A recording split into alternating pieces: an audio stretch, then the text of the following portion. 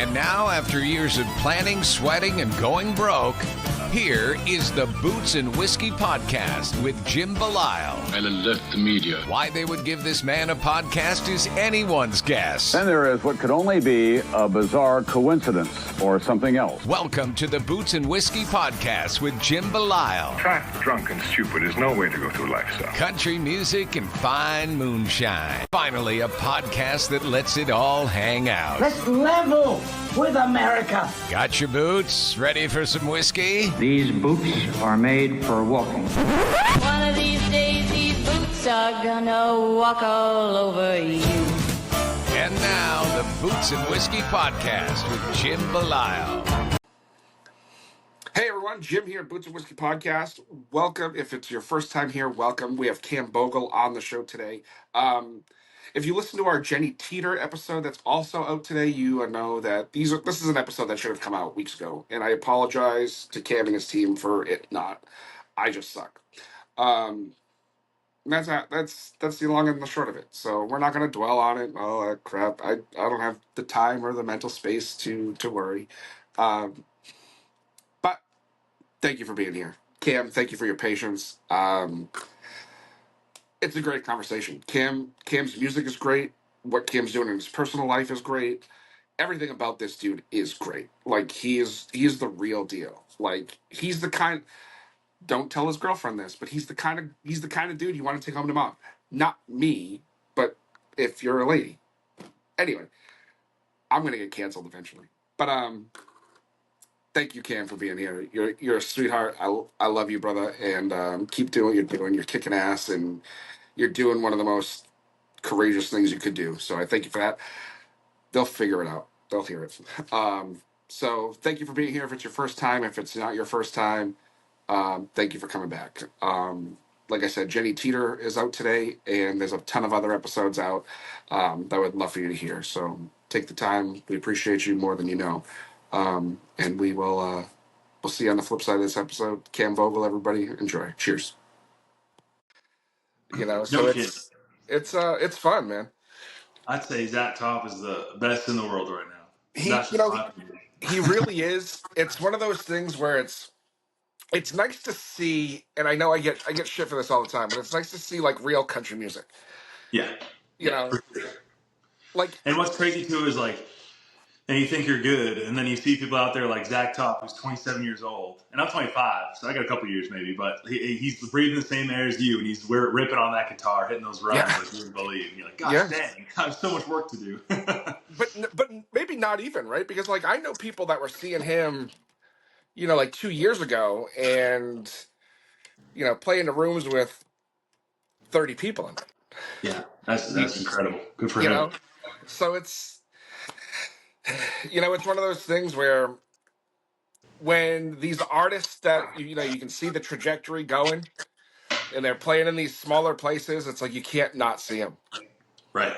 You know, so you're paying $200 a couple of years later when you could have paid 10. Right, exactly. I mean, up here the prices aren't that low, but yeah. Well, I was gonna see Zach Top, and I was on Ticketmaster, and like I was like, okay, $200, that's all right. And then I clicked on the service fees. I was like, $90. Are you kidding me? Yeah, it's unbelievable. Ticketmaster just screws everybody.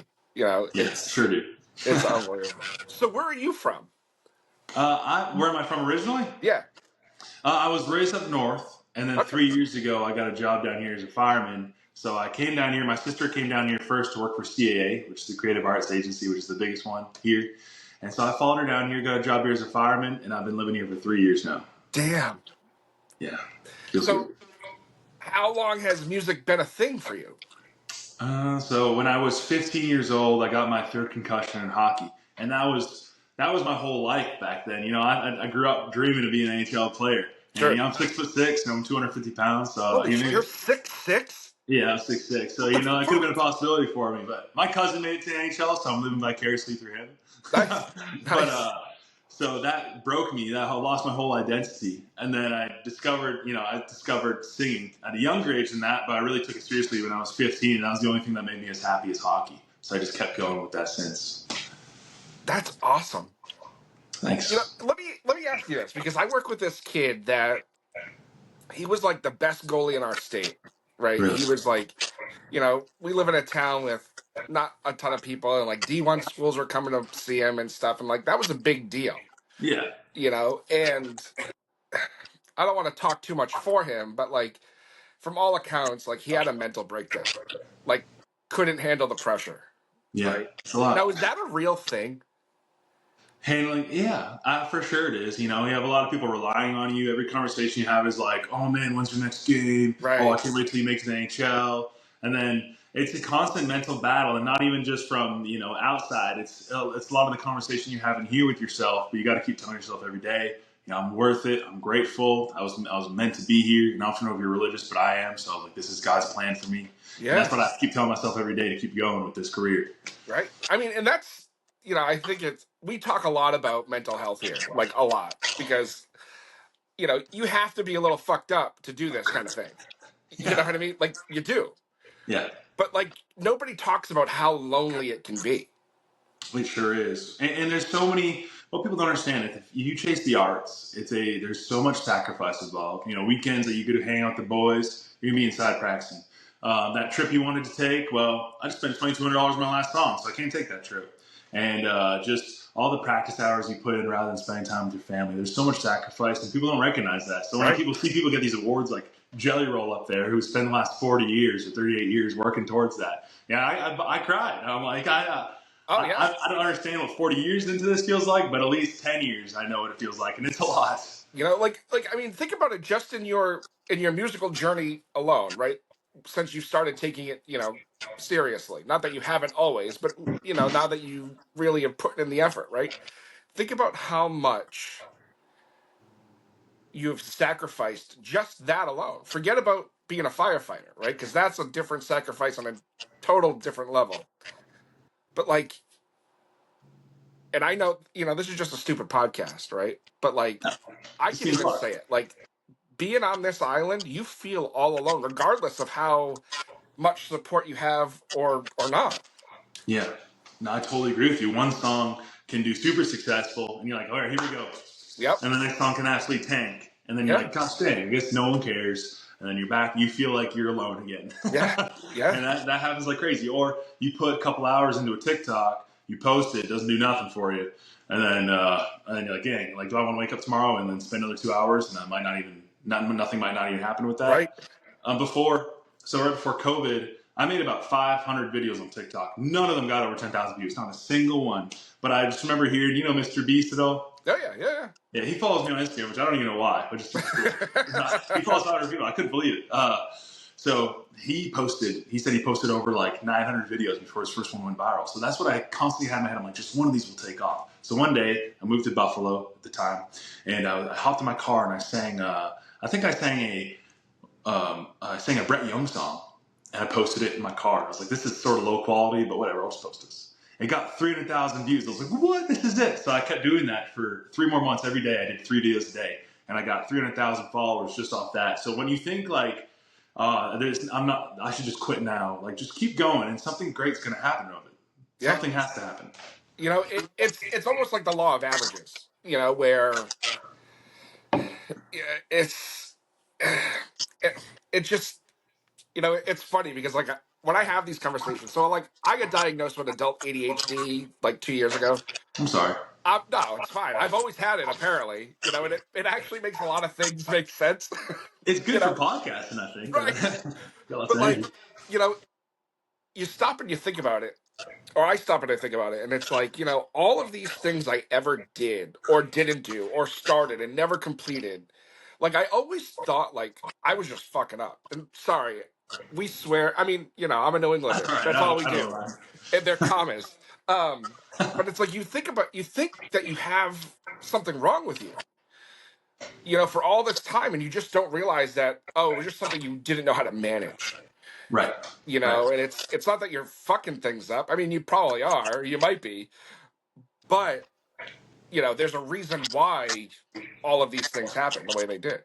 And it's like I'm pushing 40, and I am. I've been doing this podcast now for 4 years, and it's there's days, right? There's days where it's like this is the greatest thing. I want to continue to do this, and then there's other days where you're like, fuck this. I don't have the energy for this anymore. Right.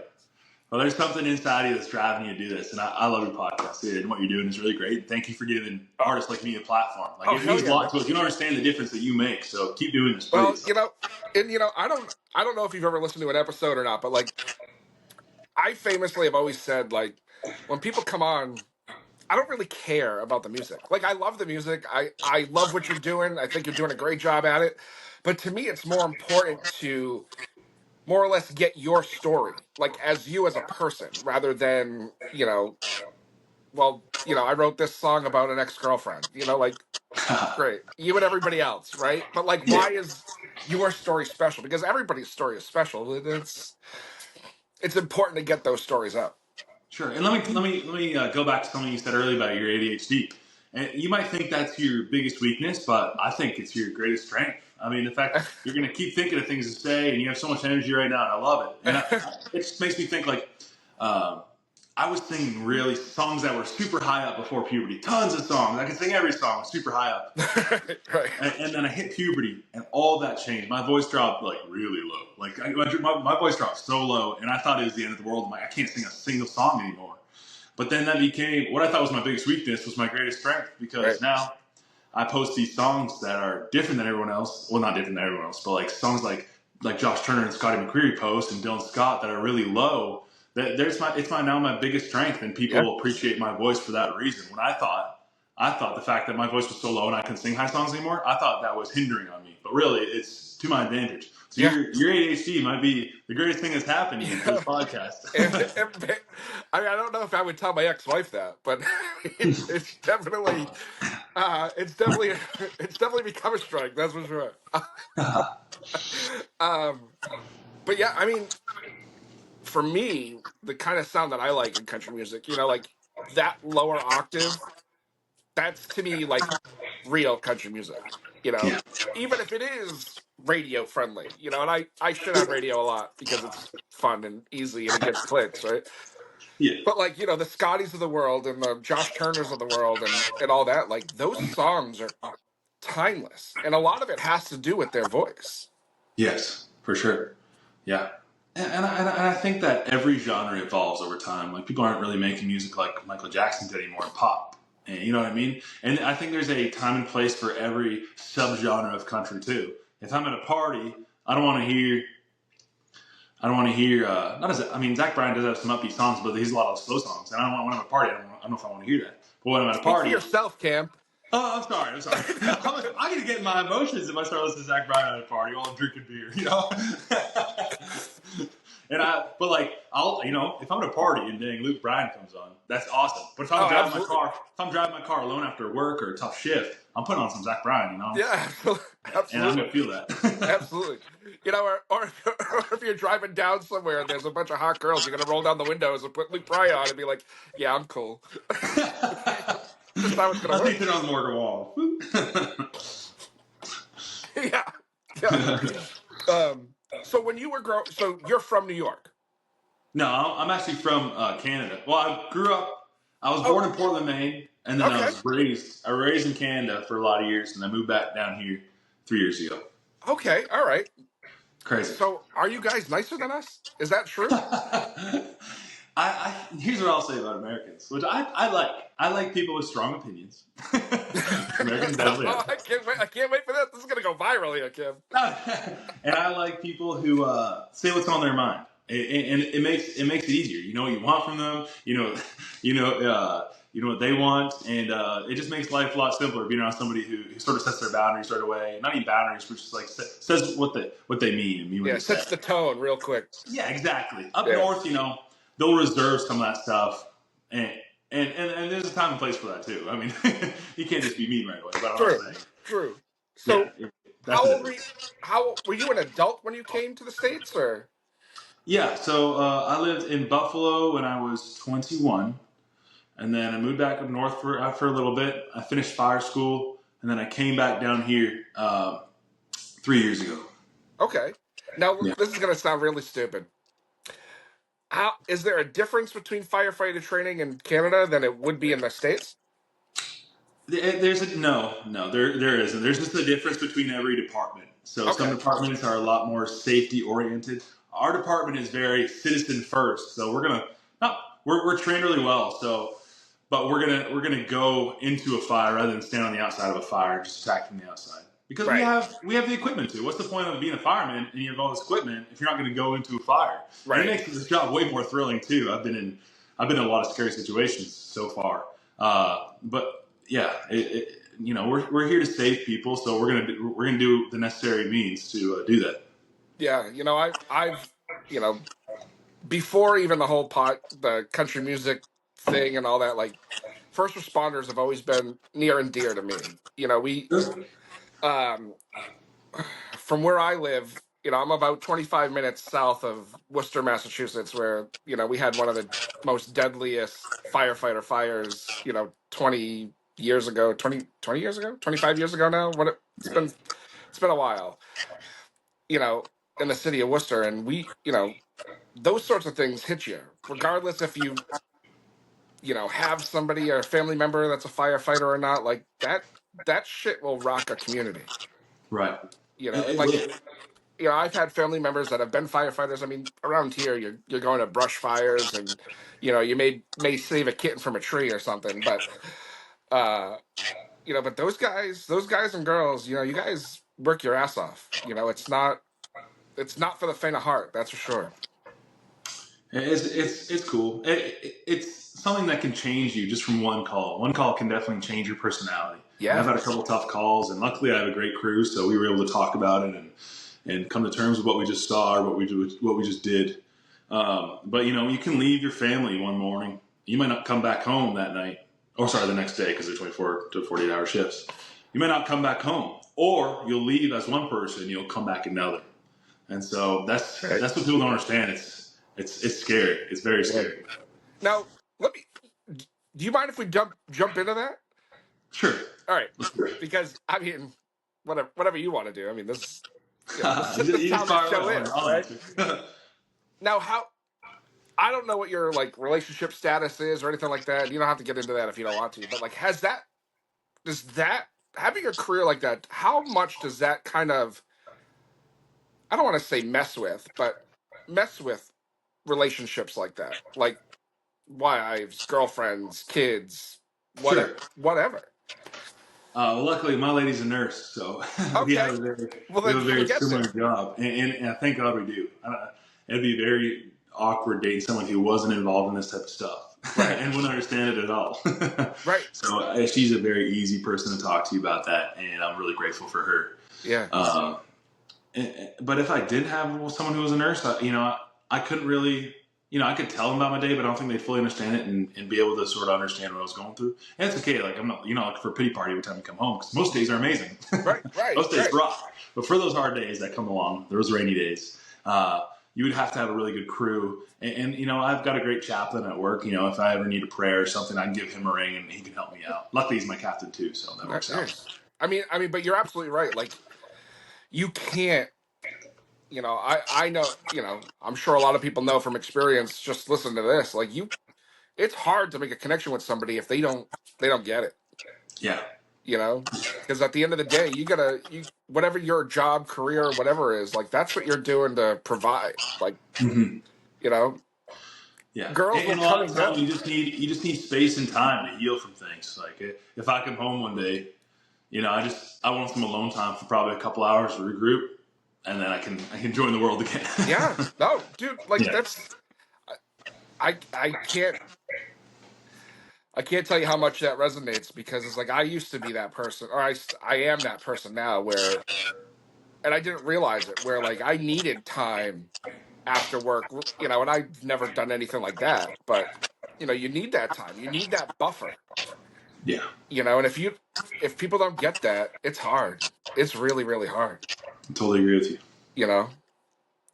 So with your experience firefighting and everything else, like, how does that dictate your music? I've been in some relationships in the past, or at least some short-term things where, a lot of those things have inspired my music. And now some of the newer stuff was from some new relationships I was in, and now I've been in a relationship for a while now. So that's where this room came from. I wrote that about her and about our experiences together. Too Many has nothing to do with firefighting. Too Many is just it's just a drinking song. Yeah. And, we do. I live in Nashville, so at my age, that's at any age, that's what you do around here. Right. That's true. I think when you're around like really any age, this is the greatest place to live. It's the entertainment hub of the world, except for LA, Atlanta, and stuff. But I absolutely love it here, and I would never go back to any of the places I've lived. This is great. Yeah, I've had friends come down and like, man, I don't really want to leave. I'm like, I know, man, this is the best. right. Well, like that's I haven't been down there in God almost 7 years now, and just from the conversations I've had with people, like the last 7 years, it's changed so much. I can only imagine what Yeah. it's actually like now. Right. Yeah. A lot of people talk to me. They're like, I really like you, but I just wish people didn't move here. So many people have moved here now. It's just changed. Right. Right. I was like, ouch. Well, like, I'm not even sure it's just that. I think it's when people that are from there and have lived there their whole lives and are used to a slow pace, and then you get people from all over the country just piling into your city, Yeah. like I'm sure that's going to be frustrating. For sure.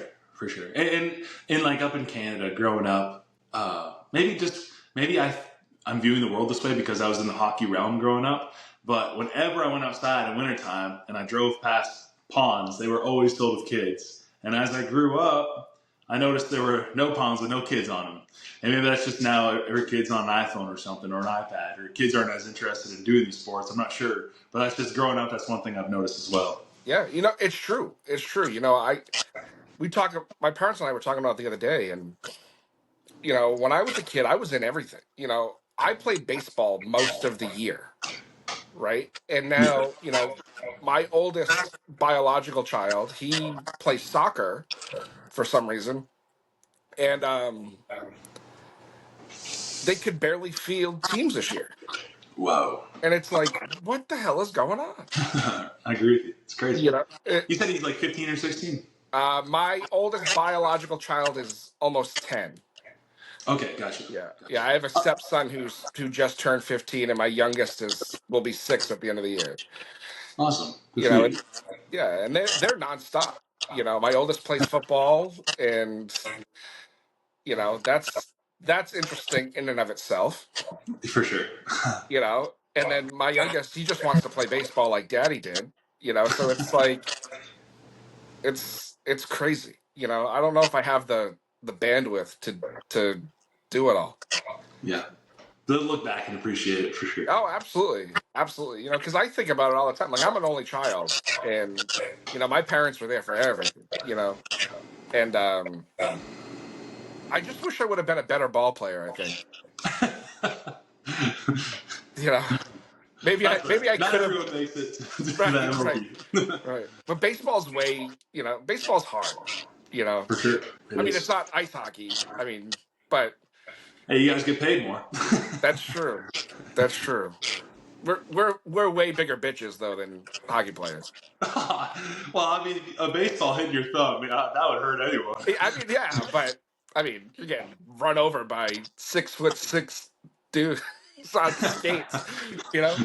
That in itself has to be the scariest thing ever.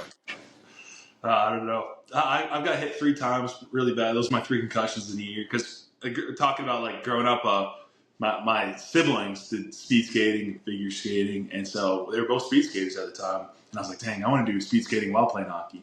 And when you speed skate, I don't know if you've ever seen it, but you bend over so you can be as aerodynamic as possible.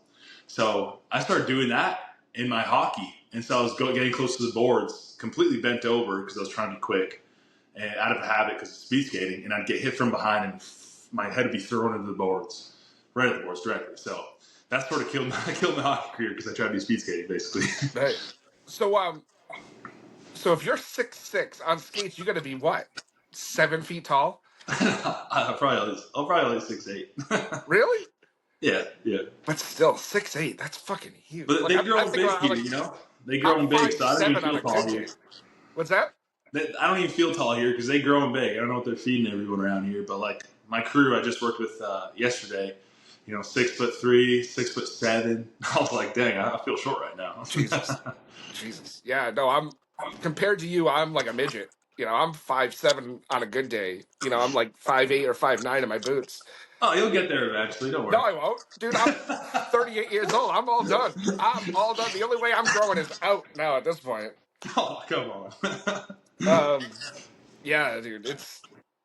I, it's funny because like you're right though. Like they are getting taller because I'll stand in crowds now and I'm like, what the fuck? Yeah. Like, can you like move so the short guys can see? And Yeah, it's and honestly, I think about that a lot when I go to concerts. If I'm going with my siblings or anyone, like I'll always get a spot at the back because I feel horrible about blocking anyone because yeah, concerts are not cheap anymore. I went no, to one up north, and there was a little girl directly behind me, and ever since then, I've been sitting in my chair if there's anyone behind me. I can't block anyone's yeah. experience. Now let me ask you. Speaking of seat, do you prefer a seated show like where you have a seat, or do you prefer a general admission, get there and fight the crowds kind of? I like a seated show, but I don't like sitting at it. So I like that you have like your own respectable spot, Right, but I'm not gonna sit there unless there's somebody short by me. But right. like, we go to a lot of rock concerts, and so I need that room to jump. Yeah, And yeah. Bridgestone is here, so you have your little seated area That's true. too. That's true. Yeah, like tonight's Zach show, like I had an option of sitting in a seat or having a seat, and then sitting on the or being on the floor, and it's like I think I need to be on the floor. Like I need to Yeah. be as close as possible to that. Do you go crazy during a concert? Um, so I don't think the people I go to concerts with like going concerts with me Why is that? because I am in like doing this and posting about it on social media and doing reviews and all that. Like I'm there I'm there to enjoy it, but I'm also there to work, you know? So I'm in that like I'm very focused, very like, it's like being at work. I love Yeah. it, but it's like being at work. So like I get into it and like people I'll go with, they're like, "Are you having fun?" I'm like, "I'm having a great time." They're like, "Are you sure?" And I'm like, "Yeah, yeah." I just, Yeah. I'm taking it in. That's There's totally very fair. Yeah, and there's very few shows lately that like I go and get like rowdy at. Okay. Do you have any beers? Do I have any beers? Yeah. Fuck yeah, of course I do. Okay. Yeah, yeah, Nice. absolutely. Actually, usually I go in with the buzz, Yeah, there you go. and then that way Saving I money can on your kind of like $16 beers. right. And up here, fucking beers are like $20 a piece, so Oh wow! yeah, it's They, expensive. I don't know if you know the company Voodoo Rangers, but they have them down here, and they're about 9.5% for some of them. So you have a couple of those, and the music sounds so good, Yeah, and that's what I like to do. yeah, it's definitely the way to go. Especially I drink a lot of whiskey, so like to drink whiskey at a venue, it doesn't make sense. It's like you're getting actually 2 ounces and Yeah, it's $12 and it's like give not me a enough. break. Give me the bottle. Right. I'll drink half a handle at home and then have a good time. Jeez, there you No, go. not that bad. But so what else you got going on? I mean, your music is awesome. It really is. I You're welcome. appreciate it. You know, Trying. So I have a show coming up. Actually, I'm going back to Toronto on the 9th to perform at the Rivoli for the Departure Festival. I've sold a lot of tickets for that, which is really exciting that people want to see me. I'm going back home. Going to see a lot of familiar faces there. I'm really grateful for that. And then afterwards, I'm coming back down here on the 21st. I have one at Live Oak, which is the Big Daddy Showcase. yeah, And I've got some important people coming to that show, so I really got to kill it there. But I've got the best musicians ever, so I'm feeling ready. I've been practicing a lot. that's I'm awesome. excited for 'em. Now, what about with your firefighter schedule and what you're trying to do with the music industry? Like, how are you balancing that? It's trying to pursue anything and then also working a job is very difficult. Yeah. I picked a great job for that, and also I just absolutely love my job. So I work a 48-hour shift, and then I have 2 days on, 4 days off. So I live there for 2 days, and then I live at home for 4 days. Oh, okay. So during those 4 days, I'm working out and doing my singing stuff, and I'm just going back to work. And luckily, the guys at the fire hall really support me. So if I needed to, step away from them there. Like if we're not on a call, I can step away there and like do a call with somebody that's important, or maybe write a song for a bit by myself. It's 48 hours, so you can have your little alone time too. Right, right, right. And like, so you're a Nashville firefighter? No, I'm in Rutherford County. Okay, all right. So is Yeah. that how they do it? No, no, not everyone. It's usually 24/48. So No, I meant like the fire departments, because like up here, like each town, each city has sure. their own.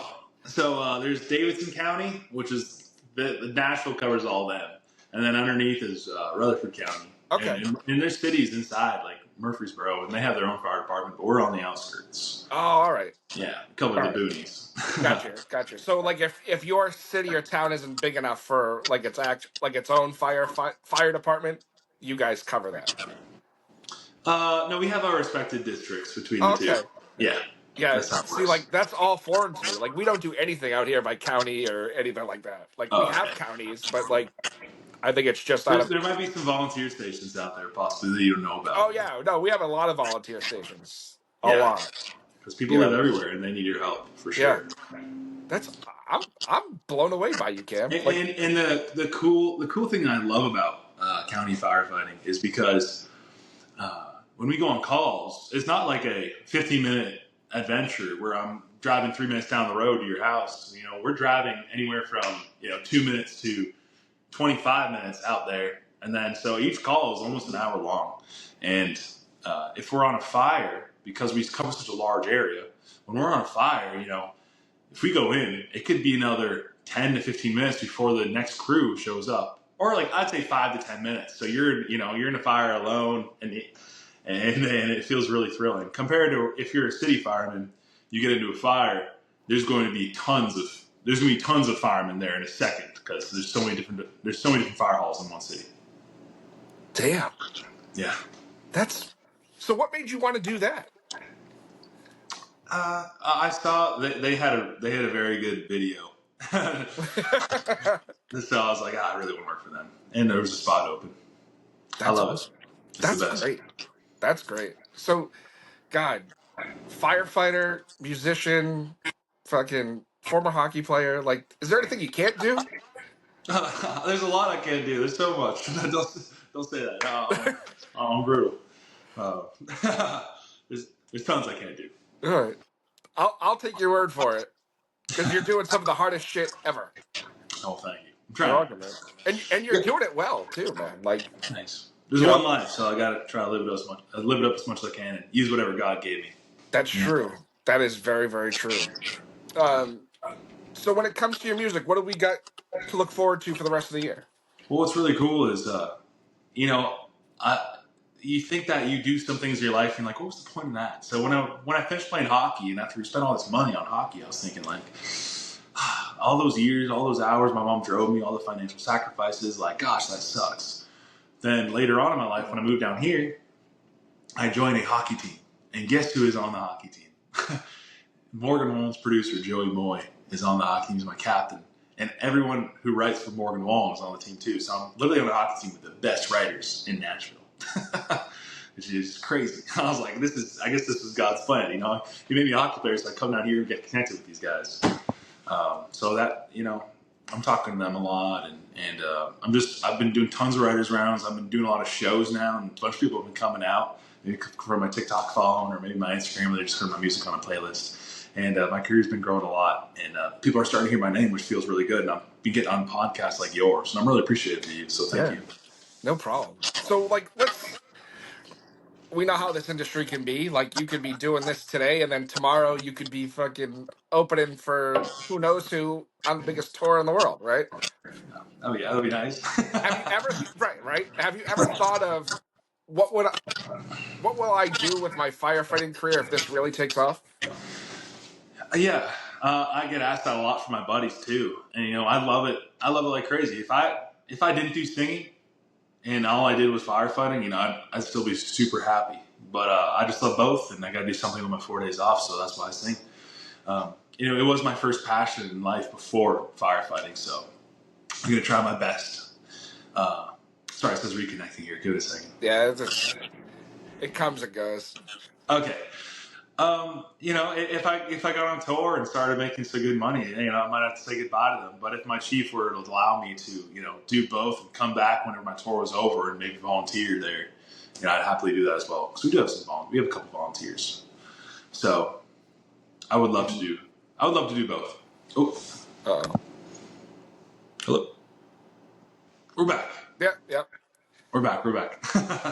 It's the Wi-Fi around here is like depends on how the wind blows out in the middle of nowhere. Yeah, It's you don't know which day it's gonna work. yeah. That's crazy. You must have some rough weather. We just had tons of tornado warnings over the Yeah. last two months. It's been crazy. Yeah, you guys have been getting your ass kicked weather-wise. For sure. You know, Luckily, it hasn't affected us too much at work yet, but the weather's getting pretty wild yeah, these days. we used to get snow quite a bit, and knock on wood, we haven't. Our winters lately have been really mild. We might get a storm or two a year, but it's been cold. Like it gets cold.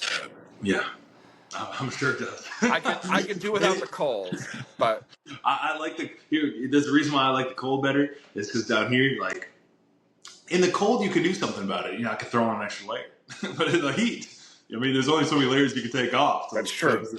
Like a nude beach. That's true. So it gets hot. It gets hot down here. It got to like 110 last summer. I was like, golly, Yeah. Yeah, that's like it gets hot here, but it's like a humid hot. Mm-hmm. So it's very like wet and very which is gross. right, which is gross. But it is what it is. For sure. It's home. I guess it's home. But yeah. But Cam, I like I said, I love what you're doing. I can't thank you enough for taking the time and shooting the shit and getting to know one another and For sure. And thank you for having me on here by the time of my life. Yeah, really anytime, man. Anytime you got something going on, let us know and we'll get it out. I will. I appreciate you a lot. Seriously. Yeah, man. Same. All right. Have a good day, buddy. Thank you. You as well. Have a good one. Cheers. Well, there you have it, everybody. Our conversation with Cam. Cam, again, we are so fortunate here to talk to people that are genuinely great human beings, and Cam is no exception to that.